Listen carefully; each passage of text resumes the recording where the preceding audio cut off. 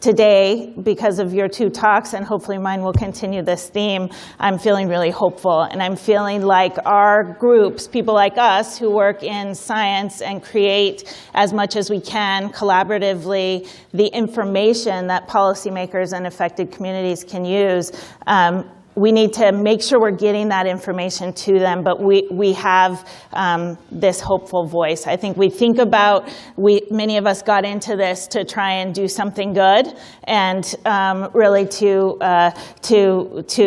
believe that science can make a difference. I will tell you, and I don't mean to disillusion any junior people in the audience, but over my career, I have felt at times that science doesn't do any good. And today, I feel differently, I feel better, I feel happy, and hopefully we'll keep riding that wave as long as possible. So. Thanks. Okay, so you had great heavy-duty science talks, vaccines, therapies, background on Ebola. I wasn't sure what I was going to talk to you about because I knew about the two people who were going before me. Yikes. So I am going to try and talk a bit more about those other steps. So what do we do? So if we have vaccine, we have therapy, hopefully, right? We get them approved. There's lots more to do there, but we're hopeful. What else? Can we get in front of it? Can we even think about prevention so that we don't need those things? Or if it's not practical to vaccinate all of the communities at risk, how do we better plan for and stage both the preventives and the therapeutics so that they can get to the affected communities really quickly because we put them in the right place, we have them at the right level of stocks, and we know how to do that. So I'm going to talk to you a little bit about a project that I've had the pleasure to lead over the last 10 years called PREDICT. It is funded by U.S. Agency for International Development. It's coming to an end now, but its aim was really to do just that, to go out and say, what if we knew more about these viruses ahead of time, knew where they were, knew the host, knew how people might be exposed, how we might be able to understand better threats in advance. Would people change behavior? That's a big challenge, whether or not people will or won't change behavior. I won't ask anybody to raise their hands if they're smokers or vapors or anything, but we know that people know there are risks and still take them, right? So all these things are tough ones. But I feel like I said, that we're getting to a point where we're really moving in a positive direction. And this also, I think both of my predecessors today had nice big acknowledgement slides with these big international collaborations. And I think that that's also key. And so I have been the director also for 10 years of the One Health Institute at UC Davis, where we work to bring together the disciplines to really attack these problems, not in our academic silos, but sort of working across those and outside of academia as well. And for the PREDICT project, we started here. We started looking in the potential hosts. And as Dr. Feldman said, I'm starting to not use the word reservoir anymore. I'm trying to retrain myself. I'm an epidemiologist. We like those kinds of words, and we think they mean something. I'm starting to just, every time I have something dogmatic in my head, it gets blown out of the water. So I'm more thinking about hosts. And there are hosts that are more like reservoirs, if you will, where in this case, virus can live and thrive and not usually cause illness and disease in that host. So that host that is more of the transmission host that we worry about. But there are lots of other hosts that can be in the chain to the target that we may be of most interest in this case, humans, right, for the Ebola virus that we're talking about today. So not only do we want to understand what viruses are out there and circulating and available to infect whatever target. For me, in the beginning of my career, it was much more about conserving endangered species. Hopefully humans aren't becoming one of those, but, who knows, climate change, let's not go there today. Okay, so, some of those targets, we could talk about gorillas, for example, when we're talking about Ebola, could be a host but not a reservoir, right? But they could still transmit to people depending on contact. So we also want to know, besides just recognizing early in these hosts, we want to know what's happening in the people. And so with the PREDICT project, we started gathering all of the information, the risk information as well as viral information in the potential hosts that people come into contact with frequently and intimately. So in occupational settings, in rural settings, however that's happening. And then look at those people, the ones with high exposure, and see if they're sharing virus. Then, are they getting sick from those viruses? So we can share a lot of viruses that don't make us sick. There may be some change in our systems or ecological changes in the environment or in the viruses themselves that we should be monitoring for to watch out for when things might make us sick and might cause an epidemic. But it is important to make that link, not just knowing the viruses. We don't just need catalogs. We need to understand the transmission interface, and then we need to understand if they're actually being transmitted and if they're making, in this case, people sick. So in the PREDICT project over 10 years, these numbers, we're just about to wrap up the project, so I'm about to update all these numbers, but we had some significant outcomes. We're way over actually 1,000 viruses now that we detected in the project, working with the ministries of agriculture, ministries of health, and ministries of environment in more than 35 countries over the 10 years.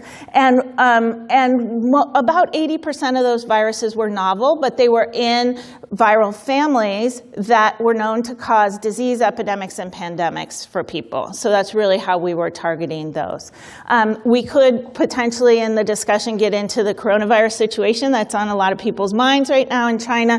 In coronaviruses alone, we've discovered, we detected 161, maybe more now, coronaviruses. More than 120 of those, I think, were novel, and then others were known bad actors and known sort of just maybe non-pathogenic coronaviruses. So we could talk about what that means and if it's useful as we go. We sampled more than 163,000 individuals, that's people and animals, of those hosts that might be spillover or transmission hosts. But I think the most important thing is at the top of the slide, and that is we trained more than 6,000 people in this One Health approach to work together collaboratively and to be safe and secure about how they are handling animals, samples, people in clinics, how to use PPE, how to ship samples safely. That really probably is more important for the world, basic hygiene and safety, than the discoveries we made. Shoot, are you recording? Don't record me on that. So the other thing that is definitely more important is that in more than 60 laboratories, and often you can do math, right? So I said 35 countries, more than 60 laboratories. That's because in many countries, most countries, they handle the human and animal samples separately in different laboratories. In some countries, we're seeing a little bit more One Health approach where they can handle both. And actually, I think the best is the redundant situation where you have laboratories that are maybe primarily a human diagnostic lab, maybe the National Reference Lab, but they're willing to take the animal spillover from the animal lab should you have a huge animal outbreak and not have the capacity in that lab, and vice versa, where the animal, maybe the ag lab, can take the human sample. And sometimes one lab will be better than another at a certain organism, right, or a certain virus, and so we want to be able to maximize those benefits. So we're seeing improvements there. Today I want to talk to you specifically about a sub-project within PREDICT, which was called the Ebola Host Project, and I think that's why I'm here. So in this one, we differed a little bit from our PREDICT strategy. I mentioned we looked in various host species, potential host species, and then we looked in humans, both sick and at high occupational risk, trying to get a handle on that. In the Ebola host project, we were asked to sort of not start in West Africa until there was a problem, which was a bummer. Our models and forecasts did show actually the exact spot where we think the whole thing started as being bright red and high risk, but initially the investments from USG were sort of set up differently, and we weren't working in West Africa. So we were asked to completely kind of revamp, switch, please go to West Africa, but not quite yet, slow. There's a huge international community effort going on there. You can imagine sort of the chaos in the different government levels of communications and things and negotiations about what's happening and adding in the private sector there. So we were asked to not do the humans at all, but to come in sort of late at the end of the outbreak and start looking at potential hosts and see if we could get some clues and maybe make some mitigation recommendations. And so over about a 3-year period, we did work on surveillance and detection for mostly just filoviruses. Again, it was a late ad, and it was specifically for this. So usually in PREDICT, we look at a wide suite. We're sort of try to be pathogen agnostic because we want to get away from chasing this last virus that's caused a problem, though this one keeps popping up and causing problems, so we don't want to ignore it, right? But we also were not initially asked to do any capacity strengthening because there were labs everywhere doing this work at the time. I'm sorry to tell you, this is my less, Jonna happy trying to glass half full thing. When the international community phased out, there were there were no labs that could detect Ebola after the outbreak, and left, really. And that all started to get built back up, and now there's a little bit. But I think we do have to think differently, and I'm very supportive of the mobile labs. I agree with Dr. Feldman. We can't have sequencing in every borough of every country, but we need to think about the capacity in advance of these things so that at least there's a national reference lab that can do these kinds of things that is intact. And so I know lots of groups internationally and the US are working to make that happen, including ones that have all been talked about here today. Okay, so we looked at multiple hosts, except the humans, again, as I mentioned, and this one. And I think what had been happening with Ebola is there was for many, many years, there was a big effort put into primarily fruit bats. And that was completely reasonable.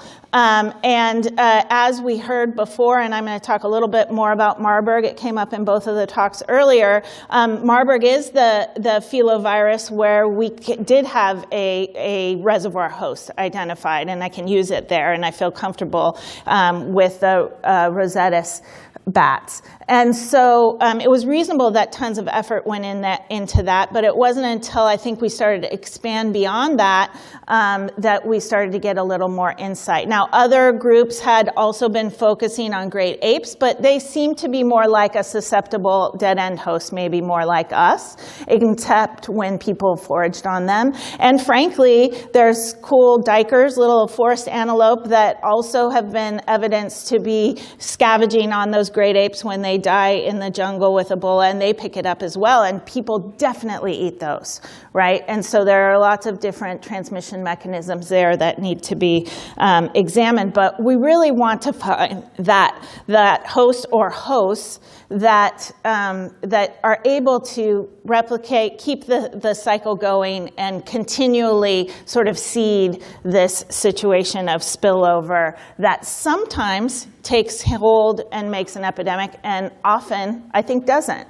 And throughout the period of PREDICT in Uganda early in the PREDICT project, we saw systems get better, and Uganda detect, for example, one little girl in a family die of Ebola. And I think a lot of us were like, really? Nobody in the family? Are you sure that's right? Did somebody make a mistake? But now, given, again, dogma and all of that, just break your mold, we're seeing evidence that this is probably happening more and more often. People don't actually die. They get sick, they recover. People get sick, and it doesn't transmit easily to the rest of their families or whatever. So we do think that it is likely down the road that there'll be more and more evidence to suggest that spillovers of this scary one and many others are happening much more often than we think, and they just don't take off, and we don't know about them. We don't notice them. They're not significant enough in numbers of humans. So we collected about 20,000, well, we didn't collect the animals. We collected samples from about 20,000 animals. I should say in the PREDICT project, we don't kill animals. We tried to sample them humanely and release them, and that means we're going to miss some stuff. Okay, that means that we're not taking livers and kidneys and all those things, and we're going to miss some stuff. And for filoviruses, that's significant because I think it does seem to hide, and it's hard to detect in blood and other samples, at least in those species that get sick, until they're either almost dead or dead. So that there's an issue for coronaviruses. This works great. For filoviruses, it may not be the most effective strategy, but it's still ethically where we set our bar, is that we were going to take the samples that people would be exposed to. So if we're worried about bat saliva, poop, all of that, we're going to sample bat saliva and poop, and we don't have to kill them. If we're worried about people eating bats, we can go to the markets and get them from the markets. Where we're a little bit more worried is how about people who are, well, playing with dead bats, right? So then we'd have to just wait for bats to die. We're not crazy. But the people who are hunting and butchering bats are at risk for sure to the blood and organs and things like that. So we did try to partner in cases with hunters to try to sample them in other countries, not in these three, and then to sample as they were hunting, get them to actually collect samples for us. So I want to move sort of now quickly. We don't have a lot of time, and I know we want to sit together and have a little bit of a discussion to what we were able to find by doing this. And again, every single country, we worked with the ministries, the local universities or NGO partners in the countries, in this case, University of McKinney, and then later Njala University as well, and also the international community, in this case, CDC, WHO, FAO, Breakthrough Action, which is a risk communication group, and another USAID project, Preparedness and Response. And this virus that we found, as we were looking for filoviruses specifically Ebola Zaire, of course, because that was the big problem. But we were sampling, as I mentioned, thousands of bats. I should say in the three countries, we were able to train about 200 people in the three countries that are still working in this area. We did detect for the first time, and I will give just a little bit of an update, an Ebola virus, a novel Ebola virus before there were human or animal, as we heard Reston. We have animal deaths, but not as big of a problem, or maybe no problem for humans. The virus, I think, sort of unfortunately, was named Bombali Ebola virus for the area. That's the way filoviruses have been named. That may change now, I think. We caused enough of a ruckus, not us, but just the community caused enough of a ruckus over naming viruses for where they come from, because it could stigmatize those communities. And it was accepted by ICTV in August of last year as its own species. That ratification will happen in February, but it's already on the ICTV website. So Dr. Feldman can tell us if that's not, if there's something else we need to know. But just a little update that it looks like that's all sort of set. We found it in 5 bats and in 2 species. So again, why I don't want to kind of focus on this one, there's one single reservoir for things like this. There may be many hosts that are able to be that sort of replicating and transmission hosts out there. But these are insectivorous bats, so maybe we were just missing it, because we were so focused earlier on the primates and the fruit bats. And so I just wanted to show you sort of the host range for those 2 bats. It's extensive, right? And so what's going on that this virus, and we are looking hard, so thousands and thousands of bats to find 5, right? We're looking hard, but what's going on with whether or not this could be more widely distributed for something we had never found before? And again, I'll just go back to, is that important or not? Well, right now, China would say that's important, right? Because something similar is going on. Not found in humans before. Seems it's been found in animals before, but we don't have sequence to compare. So we'll see when they release it. Okay, so this new Ebola virus, here's some information on those bats, but I think what's important, what we can do looking forward, is we can start to use that information. This is kind of it says MOPS there because we sampled MOPS some, but it's really a molluscid bat sort of risk map. So if it's so rare for us to go look and find, what about, can we think about where we find the bats that are positive? Is that different from where else these bats are found? And can we start to make a risk map of where populations might be more at risk, especially if they're interacting with these bats? And frankly, these bats live in people's houses, and we found them, the ones that were positive, in people's houses. Now, the virus appears in VSV systems, so we're not working with live virus in the lab, although we did export virus to CDC, and I think it's coming to you now, right? You're working on an MTA, I think, to get it from CDC.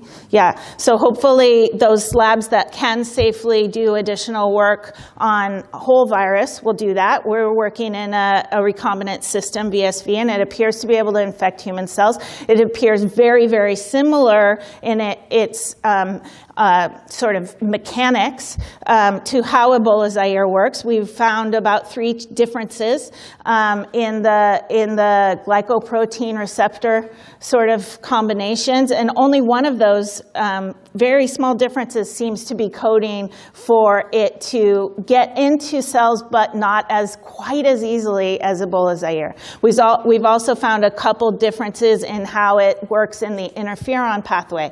That's super interesting because it helps us to start to say which hosts have this sort of mechanisms with interferon that make the host easier to keep it alive and circulating, and which hosts are more likely to wipe it out. So we can even get more information like my risk map, but from a virological standpoint. And I'm going to stop on that level of detail because I'm not a virologist, and there are smarter people in the room for that. And our team, Dr. Tracy Goldstein at Davis and Dr. Simon Anthony at Columbia University, are doing some amazing work along with colleagues at CDC, AFRAMS, and hopefully NIAID as well.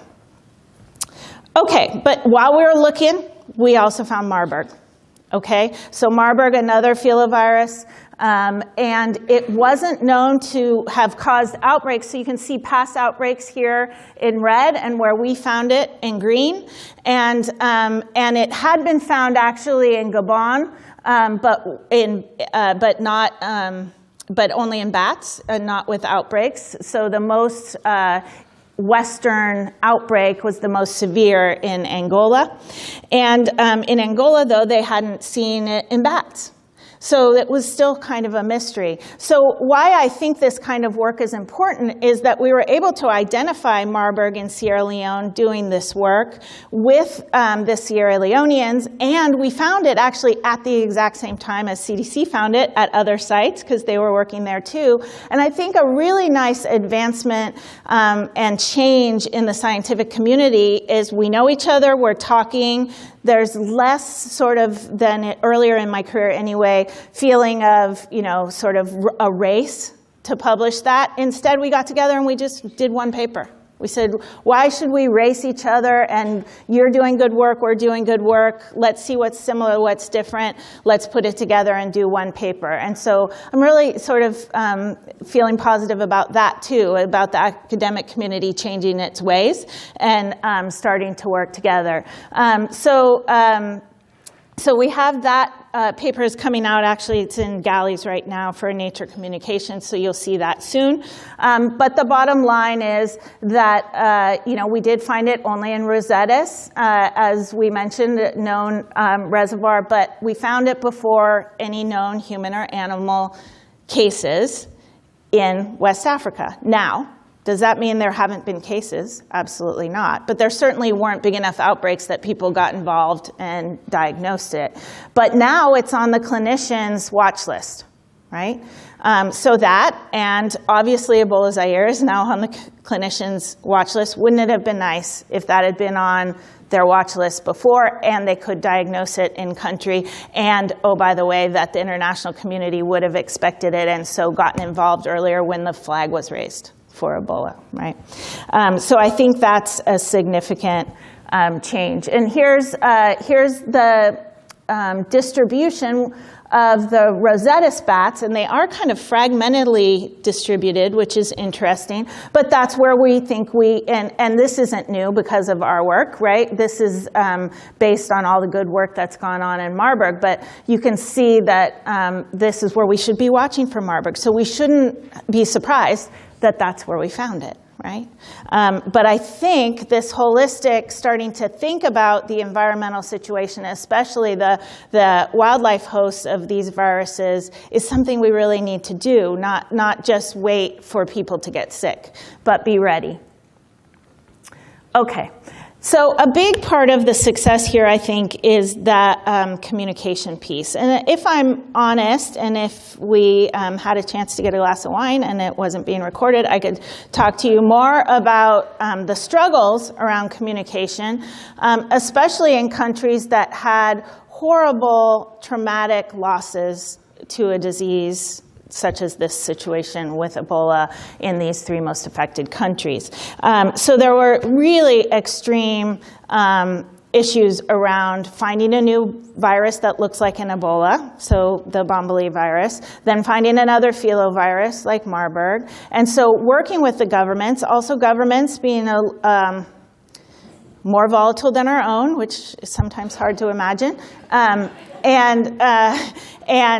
turnovers of governments and how all that happened. First time in my career, there's been really threats against people that work for us on our team of bodily harm, death, those kinds of things, over findings.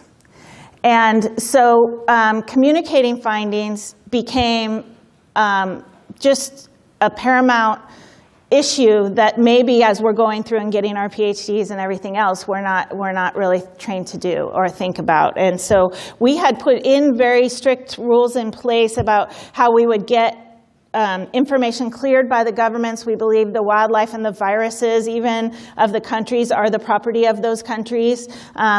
They maybe should be the property of the world, but until we're one big citizenry, I don't know, this feels like science fiction, that, countries are where we sort of set that bar. So we worked very closely, both with our U.S. missions, because it's U.S. funded, but with the countries, and then very closely considering until we were able to communicate the community concerns. And that was, maybe that sounds kind of arrogant for me standing here in the U.S. to say, considering what the communities, but all of our staff are from the communities. So in every country where we work, our staff are from those countries. We try not to have expat staff working. So I think we had a reasonable viewpoint in our team about what that was. And then what we also started to do was start to get out information about, in general, about prevention and about safety and about what you could do in your daily lives before we released the finding. So that people already had tools. It wasn't like, you have a horrible thing, we'll be back to you later with some tools of what you can do about it. So we tried to get the tools into the hands of the communities first. And so far, so good, in that the communities seem very positive about that, and even to some levels appreciative. Okay, and again, the press and all of that was handled by the Sierra Leoneans, because that's who it should be handled by. And when they asked us, we would support, but it wasn't like, we Americans are here to tell you what we found in your country and aren't we fabulous. We're obviously there, but it was a collaborative effort, and then it was handled by the countries. And I think that's super important to think about, and depending on where you are in your level of career, think about building your teams appropriately so that you can anticipate the consequences of what you might find and be ready for that. Doesn't mean you have to have a lot of money and build this big team, but you need to have the partnerships set up in advance. Now we're finding that because of those findings that there are many more systems in place for health communications in the country that were a lot more sort of sporadic and chaotic than before. And that's not on us, that's on them, but they used these more positive findings like, this isn't making you sick yet, but now we know it's here, we're ready, kind of getting into that place.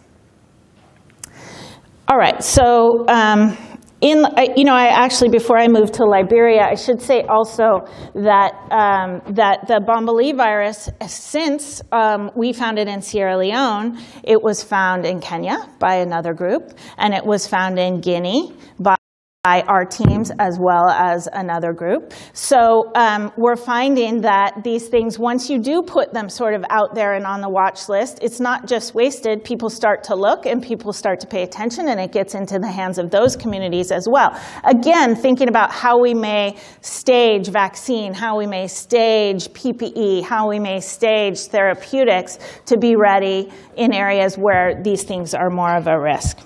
In Liberia, we found Zaire.